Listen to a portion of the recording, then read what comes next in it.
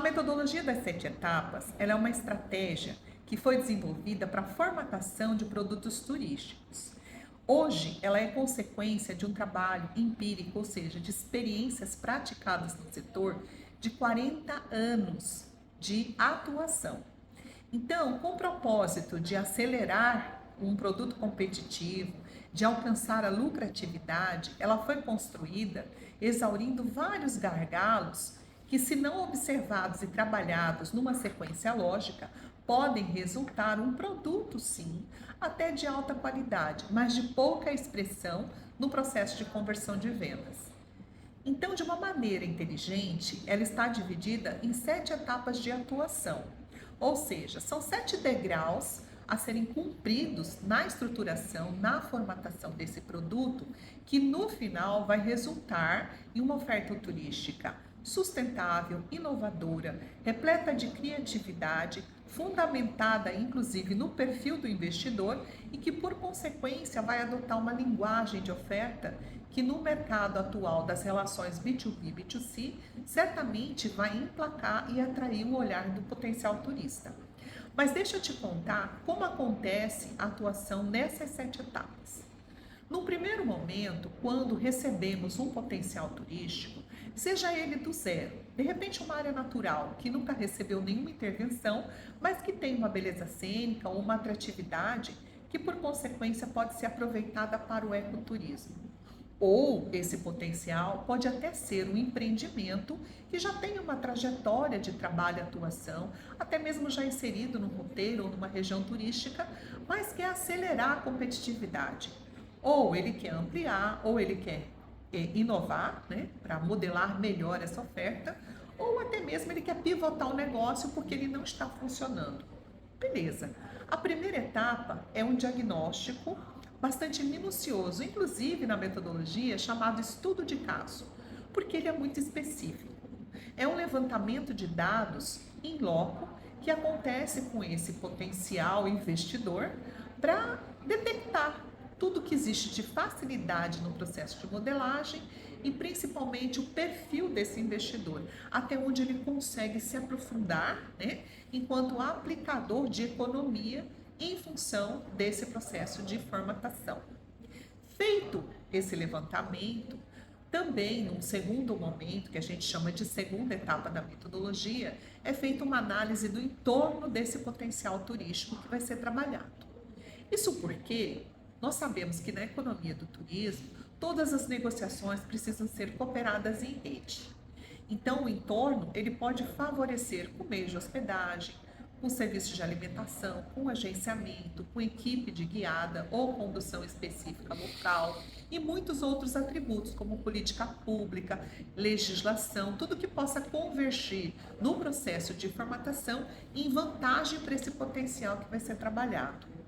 De posse de todo esse contexto da etapa 1 e da etapa 2, nós temos o subsídio para construir um novo modelo de negócios, também chamado de banco de ideias, e que é apresentado para esse investidor, trazendo todos os subsídios que podem ser potencializados, como eles podem ser modelados e o que isso vai significar em termos de payback, em termos de lucratividade, em termos de encantamento no mercado consumidor.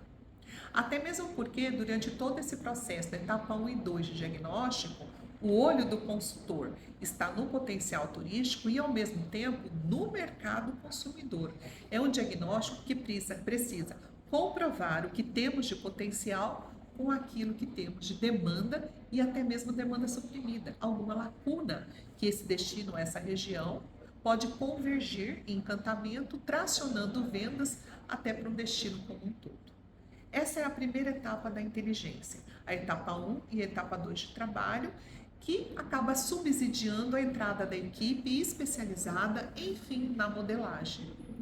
Uma vez esse investidor acreditando em tudo aquilo que foi proposto no novo modelo de negócios, ele assina uma adesão de comprometimento de investimento paralelo a toda a inteligência especializada que vai ser aplicada e a equipe começa o processo que a gente chama de adequação do ambiente, adequação dentro do processo de legislação, aplicação de normas técnicas, posicionamento de equipamentos, ambientação competitiva, desenvolvimento de plano de apresentação, desenvolvimento de projeto também de sinalização interna, enfim, vários outros atributos que acabam tendo uma certa variável de nicho de negócios e de segmento turístico, certo? Passou a terceira etapa, consequentemente, nós temos um produto inovador, um produto legítimo, dentro de uma legalidade, dentro de diretrizes que são cumpridas pelo setor turístico, por consequência, confortável e repleto também de encantamento. Temos subsídio agora para partir para a quarta etapa da metodologia. A quarta etapa é a capacitação. A capacitação que vai envolver a operação do produto, a gestão do produto e a comercialização desse produto. Então, esse cliente nosso, né, que passou por todo esse processo e acompanhou toda essa transformação, agora ele é submetido a essa inteligência nessa trajetória de operacionalização daquilo que ele se propõe a entregar ao turista. Essa capacitação, ela é customizada. Isso porque, chegando na quarta etapa, nós já temos a real necessidade do perfil da mão de obra que vai ser necessária para rodar esse produto turístico. Feito isso, nós vamos para a quinta etapa da metodologia das 7 etapas. Na quinta etapa, nós vamos, por consequência, trabalhar as diretrizes de governança, de organização da cadeia produtiva, nós vamos costurar o relacionamento do produto com o destino como um todo, inclusive fazendo a relação, promovendo a interface do produto com esse grande ecossistema chamado setor turístico. Na quinta etapa, existe toda uma provocação também para efetivar a política de preços decorrente do processo de modelagem, onde esse empreendimento vai estar imbuído de diferencial competitivo para formular o seu pitch de venda, a sua precificação com markup suficiente para estabelecer parcerias e, por consequência, imbuído das diretrizes que podem muito bem agregar valor ao destino onde está sendo posicionado. Então, prestem atenção, a metodologia conduziu o processo de um potencial a ser modelado para um modelo de negócios inovador e competitivo, trabalhou a formatação com todos os subsídios também de nível de atratividade, convergindo as características do entorno do produto, capacitou para a operação, capacitou para a gestão e para a comercialização e depois promoveu a interface desse produto com o todo onde ele está situado. Feito isso, nós vamos alcançar a sexta etapa da metodologia. Aí temos subsídio para uma roteirização. E atenção, para você colocar um produto dentro de um roteiro, rota ou circuito, é necessário promover a interligação dos pares. Uma roteirização, ela não é um processo construído em gabinete, aquele que é discutido somente entre poucos pares ou que ele é construído na seara da imaginação. Uma boa roteirização, ela é decorrência de rodadas de negócio, eu diria que a regimentação mesmo de parcerias formalizadas para que no futuro isso tenha um direcionamento para o mercado interno, ou seja, o mercado regional, mercado nacional e havendo possibilidade para o mercado internacional. Então, uma roteirização subsidiada em acertos, acordos e testes operacionais que possam comprovar a efetividade desse produto competitivo dentro de um universo onde ele possa ser percebido com maior potencial. Feita a roteirização, temos tudo o que precisamos para um bom acesso ao mercado. A etapa de acesso ao mercado, ela pode envolver um branding, por exemplo, né? Ou o branding do produto, até um place branding, se houver aí uma gama de produtos sendo trabalhados em paralelos, e nesse sentido haverá uma construção de linguagem mercadológica. Quem não ganha numa estratégia de acesso ao mercado, tendo uma política de negócios bem estruturada, pares muito bem negociados, fortalecimento em rota, roteiros e circuitos e, por consequência, uma linguagem mercadológica já bem direcionada. E Então, o processo de acesso ao mercado é toda a orientação de distribuição dessa oferta. E nos dias atuais, isso é importante, tanto no universo digital como no universo presencial. Em alguns casos, inclusive, com boas parcerias com agenciamento receptivo, porque é dessa forma que se chega nos mercados nacional e internacional. Esse último processo da metodologia das 7 etapas, ele tem um acompanhamento técnico até o tracionamento de vendas.